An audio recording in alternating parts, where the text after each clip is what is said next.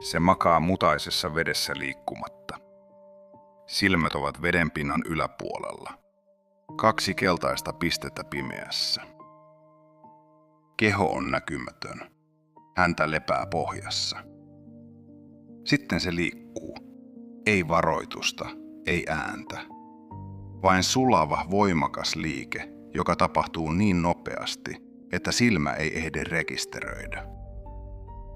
Alligaattori on eläin, joka kuuluu kehityslinjaan, joka ulottuu yli 80 miljoonan vuoden taakse. Dinosaurukset hävisivät. Alligaattori jäi. Sitä pidetään usein niin sanottuna elävänä fossiilina. Eläin, joka on löytänyt rakenteen ja käyttäytymisen, joka toimii niin hyvin, että se ei ole tarvinnut suurempia muutoksia. Mutta tänä päivänä 1 2 alligaattorilajista on häviämisen partaalla. Toinen on yksi historiallisimmista lajien suojelun onnistumisista. Tässä on alligaattorin tarina. Luku 1. 2 lajia, 2 täysin erilaista kohtaloa. Maailmassa on vain 2 alligaattorilajia. Molemmat kuuluvat sukuun alligator, mutta niiden kohtalot ovat niin erilaiset, että ne voisi lähes kuvitella eri eläimiksi. Amerikan alligaattori, Alligator mississippiensis, elää Yhdysvaltojen kaakkoisosissa. Floridassa, Louisianassa, Georgiassa, Etelä-Carolinassa, Alabamassa, Mississippissä ja Teksasissa. Se on suuri, voimakas ja menestyksekäs. Luonnossa elää arviolta satoja tuhansia Amerikan alligaattoreita. Se ei ole uhanalainen. Päinvastoin, se on yksi maailman menestyneimmistä reptiilisuojelun tarinoista. Kiinan alligaattori, Alligator sinensis, on toinen laji. Se elää Kiinassa, pääasiassa Anhuin maakunnassa, alemman Jangtsejoen alueella. Se on pieni, ujo ja äärimmäisen harvinainen. Luonnossa elää arviolta alle 200 yksilöä. IUCN luokittelee sen kriittisesti uhanalaiseksi. Se on yksi maailman uhanalaisimmista krokotiilieläimistä. Nämä ovat maailman ainoat 2 alligaattorilajia. Kaikki muut krokotiilieläimet, krokotiilit, kaimaanit, gaviaali, ovat eri sukuja. Alligaattori on ainutlaatuinen. Sukua esiintyy vain Yhdysvalloissa ja Kiinassa. 2 paikassa, jotka ovat maapallon toisella puolella toisistaan. 2 lajia, 2 maata, 2 tarinaa. Jos tämä yllätti sinut, jatketaan. Tykkäys kertoo, että nämä tarinat kannattaa kertoa. Tilaus varmistaa, että näet seuraavan. Luku 2. Amerikan alligaattori. Anatomia ja rakenne. Amerikan alligaattori on yksi Pohjois-Amerikan suurimmista petoeläimistä. Urokset kasvavat tyypillisesti 3–4 metriin ja painavat 300–500 kilogrammaa. Suurimmat dokumentoidut yksilöt ovat ylittäneet 4,5 metriä ja painaneet yli 500 kilogrammaa. Naaraat ovat pienempiä, tyypillisesti 2,5–3 metriä. Leukavoima on alligaattorin tunnetuin fyysinen ominaisuus. Amerikan alligaattorin puristusvoima on noin 2200 newtonia, yksi suurimmista kaikista eläimistä. Se riittää murskaamaan kilpikonnan kuoren tai murtamaan luun ilman vaivaa. Paradoksaalisesti lihasten voima syntyy lähes kokonaan leukojen sulkemisesta. Avaamislihakset ovat niin heikot, että kokenut käsittelijä voi pitää alligaattorin leuat kiinni yhdellä kädellä. Iho on panssarinen. Alligaattorin selkäpuoli on peitetty luisilla levyillä, osteodermeiksi kutsuttuja rakenteita, jotka tekevät siitä erittäin vaikean saalistaa. Vatsapuoli on pehmeämpi. Alligaattorin iho on arvokas materiaali laukkujen ja kenkien valmistuksessa. Juuri tämä teki siitä houkuttelevan metsästyskohteen. Häntä on alligaattorin tärkein liikkumisväline vedessä. Se tuottaa voimakkaan sivuttaisen aaltoliikkeen, joka voi kuljettaa alligaattorin jopa 30 kilometrin tuntivauhtia lyhyinä purkauksina. Maalla alligaattori liikkuu kahdella tavalla: hitaalla vatsaryöminnällä ja niin sanotulla korkeakävelyllä, jossa keho nostetaan kokonaan maasta. Lämmön säätely on keskeinen osa alligaattorin biologiaa. Se on poikiloterminen, ulkoisesta lämpötilasta riippuvainen. Aamupäivisin alligaattori auringottaa itseään nostaakseen ruumiinlämpönsä. Kun päivä kuumenee, se siirtyy veteen viilentymään. Talvella, kun lämpötila laskee liian alas, se vaipuu horrostilaan. Se uppoaa pohjaan tai löytää suojatun paikan ja odottaa kevättä. Luku 3. Käyttäytyminen. Väijyjä ja sosiaalisuus. Alligaattori on usein kuvattu yksinäiseksi, primitiiviseksi pedoksi. Todellisuus on monimutkaisempi. Alligaattorit elävät yksinäistä elämää aikuisina, mutta niillä on sosiaalisia rakenteita, erityisesti lisääntymisaikana. Urokset tuottavat matalataajuisia infraääniä houkutellakseen naaraita ja varoittaakseen muita uroksia. Nämä äänet ovat niin matalia, että ihminen ei kuule niitä, mutta tuntee ne värähtelynä vedessä ja maassa. Vesi kirjaimellisesti tanssii uroksen ympärillä näiden äänien vaikutuksesta. Naaras on omistautunut äiti. Yllättävä piirre eläimelle, jota pidetään primitiivisen. Se rakentaa pesän kasviaineksista, munii 10-50 munaa ja vartioi pesää intensiivisesti noin 8 viikon inkubaation ajan. Kun poikaset alkavat ääntelöidä munissaan, naaras avaa pesän ja kuljettaa poikaset suussaan veteen. Se vartioi poikasia viikkojen ajan syntymän jälkeen. Sukupuoli määräytyy pesän lämpötilasta, ei geeneistä. Tämä on kiehtova biologinen erityispiirre kaikilla krokotiilieläimillä. Jos pesä on viileä, poikaset ovat naaraita. Lämmin pesä tuottaa uroksia. Ilmastonmuutos voi muuttaa sukupuolijakaumaa populaatioissa. Väijymistrategia on alligaattorin metsästyksen perusta.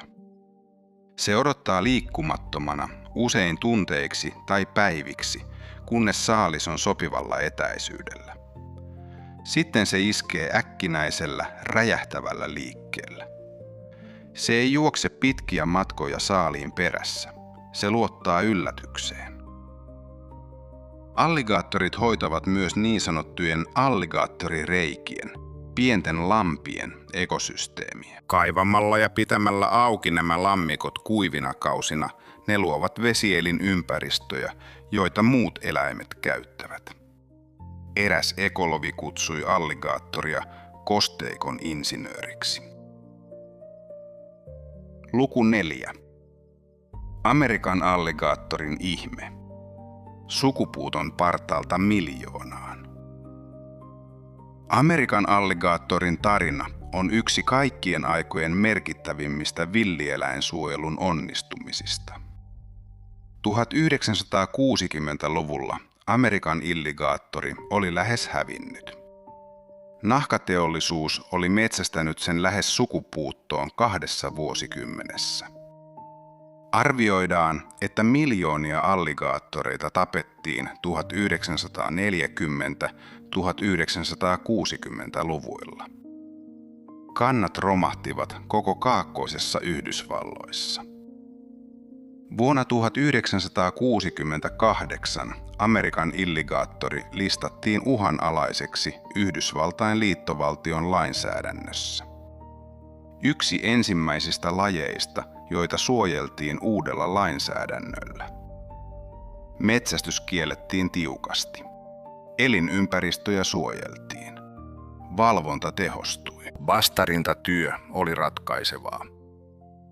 Liittovaltion viranomaiset tekivät yhteistyötä osavaltioiden kanssa.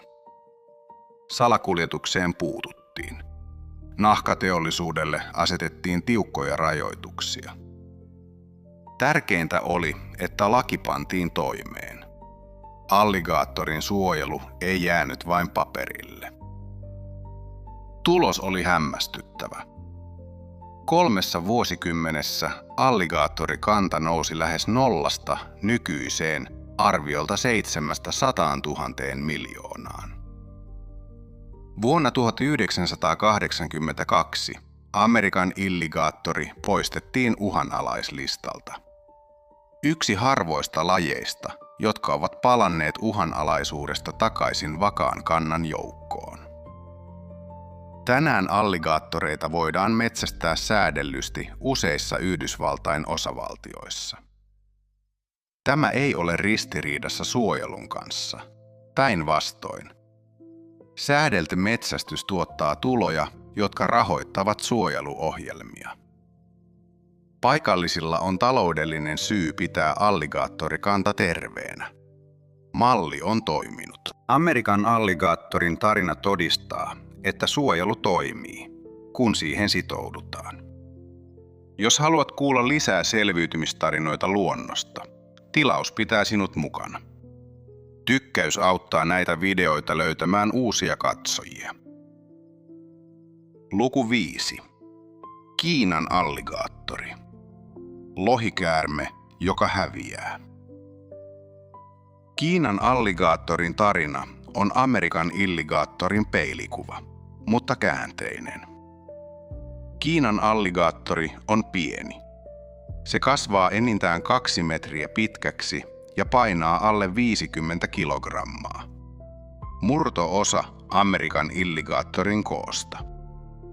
Se on myös täysin panssaroitu. Toisin kuin Amerikan alligaattorilla, myös Kiinan alligaattorin vatsapuoli on peitetty luisilla levyillä. Silmäluomissa on luiset levyt, joita Amerikan alligaattorilla ei ole. Se elää Kiinan alempien Yangtze-joen kosteikkojen matalissa vesistöissä. Tai paremmin sanottuna, elää enää niiden jäänteissä. Historiallisesti Kiinan alligaattori oli laajalle levinnyt koko Itä-Kiinassa. Nyt sen luonnonvarainen elinympäristö on supistunut alle 5 neliökilometriin Anhuin maakunnassa. Miksi? Riisinviljelyn laajeneminen on hävittänyt kosteikkoja. Maataloudessa käytetyt torjunta-aineet ovat myrkyttäneet ravintoketjua. Kiinan alligaattori syö etanoita, ja kun etanat torjutaan myrkyillä, alligaattori myrkyttyy niiden kautta. Vainot ovat jatkuneet. Alligaattori tappaa ankkoja, mikä tekee siitä vihollisen ankkafarmarien silmissä. Luonnossa elää tänään alle 200 yksilöä. Jotkut arviot puhuvat alle 100. Vankeudessa on kuitenkin yli 20 000. Kiinalaiset suojeluohjelmat ovat olleet vankeuskasvatuksessa menestyksellisiä. Kiinan alligaattori liittyy kiinan kielessä legendaan lohikäärmeestä. Monet tutkijat uskovat, että mytologinen kiinalainen lohikäärme on saanut inspiraationsa osittain Kiinan alligaattorista. Suomupeitteinen, vesiä suosiva olento, joka ääntelee ennen monsunneja. Alligaattorien matalataajuiset ääntelyt yhdistettiin perinteisesti sadetta kutsuviin voimiin. Sama eläin, joka inspiroi mytologiaa, on häviämässä. Luku 6. Ravinto ja ekologinen rooli. Alligaattori on huippupeto ekosysteemissään. Amerikan alligaattorin ruokavalio muuttuu iän mukaan. Nuoret syövät hyönteisiä, etanoita, pieniä kaloja ja sammakoita. Kasvaessaan ne siirtyvät suurempaan saaliiseen, kaloihin, kilpikonniin, vesilinnuihin, pesukarhuihin, hirviin, sioihin, koiriin ja jopa pieniin hirviin. Aikuiset urokset kykenevät saalistamaan myös suurempia nisäkkäitä. Tärkeä ekologinen rooli on vesilähteiden luominen. Alligaattorit kaivavat niin sanottuja alligaattorikuoppia, lammikoita, jotka pysyvät märkinä myös kuivuuden aikana. Näissä lammissa elää kaloja, sammakkoeläimiä, vesilintuja ja muita eläimiä, jotka muuten kuolisivat kuivuuteen. Alligaattorikuopat ovat kosteikon elämää ylläpitäviä saarekkeita kuivina kausina. Kiinan alligaattorin ruokavalio perustuu pehmeäkuorisiin eläimiin, etanoihin, simpukoihin, kaloihin ja äyriäisiin. Sen hampaat ovat sopeutuneet kovien kuorien murskaamiseen. Leveät, tylppämäiset takahampaat soveltuvat tähän erityisesti. Se on tärkeä osa kosteikon ravintoketjua, vaikka sen pieni koko tarkoittaa, että se saalistaa pienempiä eläimiä kuin Amerikan alligaattori. Alligaattori on myös kadonneiden ravinteiden kierrättäjä. Syömällä eläimiä, jotka ovat kuolleet muihin syihin, se pitää vesistöt puhtaampina ja estää tautien leviämistä. Alligaattorin läsnäolo vaikuttaa myös muiden lajien käyttäytymiseen. Haikarat, joutsenet ja muut vesilinnut hyötyvät alligaattorin läsnäolosta pesimäkolonioidensa läheisyydessä. Alligaattori karkottaa maapetojen, kuten supikoirien ja kettujen, jotka muuten ryöstäisivät pesiä. Tämä välillinen suojavaikutus on osa alligaattorin ekologista roolia. Luku 7. Alligaattori ja ihminen. Alligaattorin suhde ihmiseen on ollut aina monimutkainen. Pelottava, taloudellinen ja kulttuurinen. Hyökkäykset ihmisiin tapahtuvat. Amerikan alligaattori hyökkää ihmisiin arviolta useisiin satoihin kertaan vuodessa Yhdysvalloissa. Suurin osa on pieniä puremia. Kuolettavat hyökkäykset ovat erittäin harvinaisia.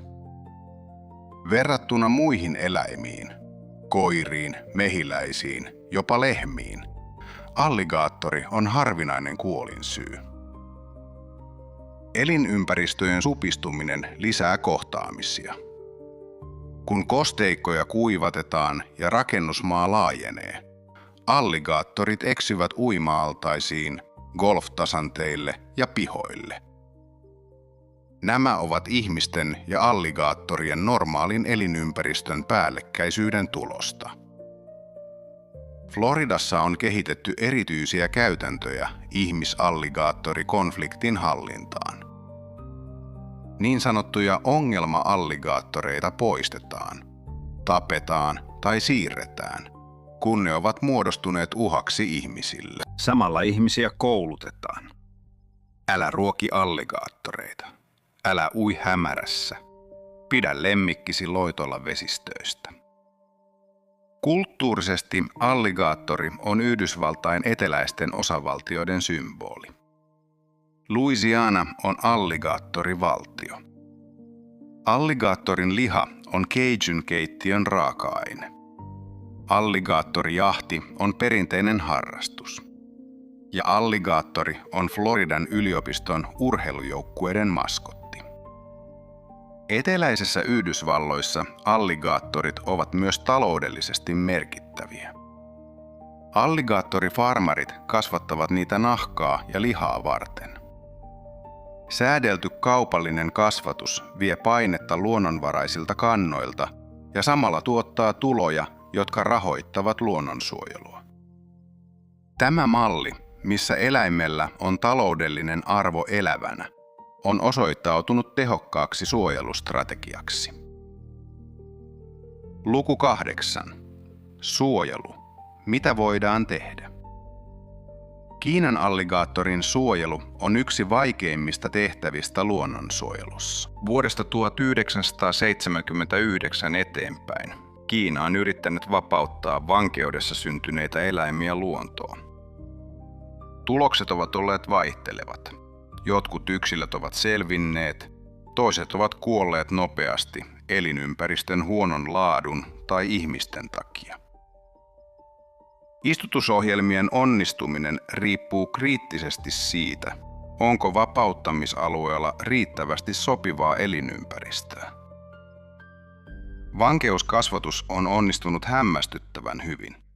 Kiinassa on yli 20 000 Kiinan alligaattoria vankeudessa.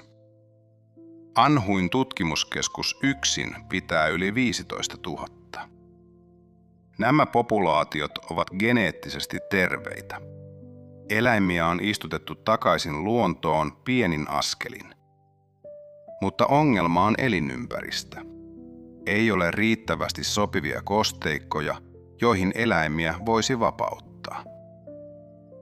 Maankäytön muuttaminen takaisin alligaattorin vaatimaan kosteikkoon tarkoittaisi merkittäviä taloudellisia uhrauksia. Kiinassa tämä on hidas prosessi. Genetiikka on toinen haaste. Tutkijat ovat löytäneet, että jopa vankeuspopulaatioissa on geneettistä köyhtymistä. Luonnonvaraisen populaation kohtalo riippuu sekä elinympäristön palauttamisesta että geneettisen monimuotoisuuden ylläpitämisestä. Amerikan alligaattorin suojeluohjelma osoittaa tien.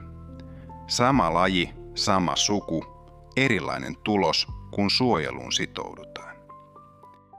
Kiinan alligaattorin selviytyminen on kiinni siitä, kuinka vahvasti Kiinan hallitus, tutkijat ja paikalliset yhteisöt sitoutuvat sen pelastamiseen. Se makaa mutaisessa vedessä liikkumatta. 80 miljoonaa vuotta samanlaisena. Dinosaurukset tulivat ja menivät. Jääkaudet tulivat ja menivät. Ihminen tuli ja sitten asiat muuttuivat. Amerikan alligaattori on todistus siitä, että luonto palautuu, kun ihminen antaa sille mahdollisuuden.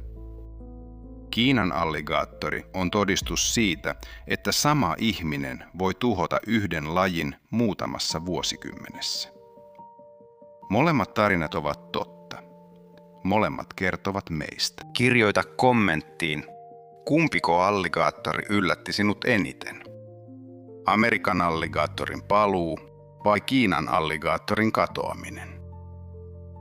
Tykkäys ja tilaus pitävät tämän kanavan hengissä. Nähdään seuraavassa videossa. Luku 9. Alligaattori tieteessä ja tulevaisuudessa. Alligaattori on arvokas tieteellinen tutkimuskohde useista syistä. Immunologia on yksi kiinnostavimmista alueista. Alligaattorin veri sisältää proteiineja, jotka tappavat bakteereita ja sieniä erittäin tehokkaasti, mukaan lukien bakteerikantoja, jotka ovat resistenttejä ihmisten antibiooteille. Tutkijat tutkivat näitä proteiineja uusien antibioottien kehittämiseksi. Eläin, joka elää bakteeripitoisissa kosteikovesissä ilman kroonisia infektioita, on kehittänyt immuniteettijärjestelmän, josta ihminen voi oppia. Evoluutio on toinen alue. Alligaattori on säilynyt lähes muuttumattomana pitkiä aikoja. Se tarjoaa ikkunan menneisyyteen. Tutkimalla alligaattorin biologiaa voidaan ymmärtää, millainen elämä oli silloin, kun dinosaurukset hallitsivat maapalloa. Ilmastonmuutos on kasvava haaste. Lämpötilariippuvainen sukupuolimääräytyminen tarkoittaa, että lämpimämmät pesät tuottavat enemmän uroksia.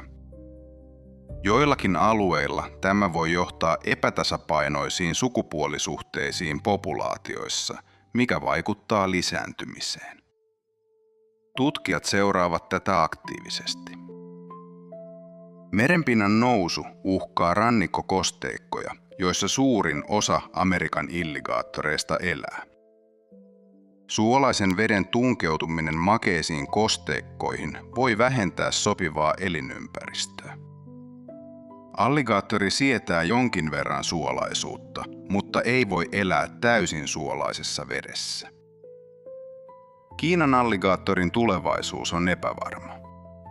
DNA-tutkimukset osoittavat, että jopa vankeuspopulaatioissa on geneettistä köyhtymistä vuosikymmenten pitkän sisäsiitoksen seurauksena.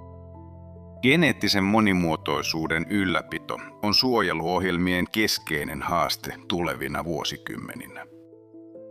Mutta Amerikan alligaattorin tarina antaa toivoa. Kun oikeanlaiset suojelutoimet ovat käytössä, laji voi toipua hämmästyttävän nopeasti. Alligaattori on kestävä, sopeutuvainen ja pitkäikäinen.